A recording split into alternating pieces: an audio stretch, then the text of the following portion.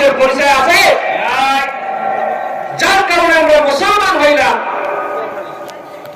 যার ত্যাগের বিনিময়ে আমরা মুসলমান দাবি করলাম, না হয়তো আমরাও ধুতি পরা থাকতাম, আমাদের হাতেও গিটা থাকতো, পৈতা থাকতো, থাকতো কি থাকতো না? বেশি দূর যাওয়া লাগবে না।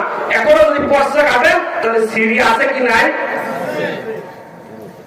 বেশি দিন ব্যবধান না। একদম মুসলমান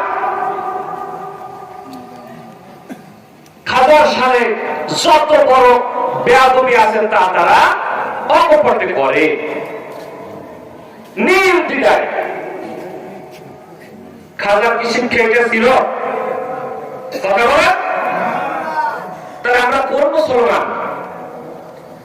তাইলে বলা যায় এই জায়গায় তো ভেজাল ফরমালিন ঢুকছে।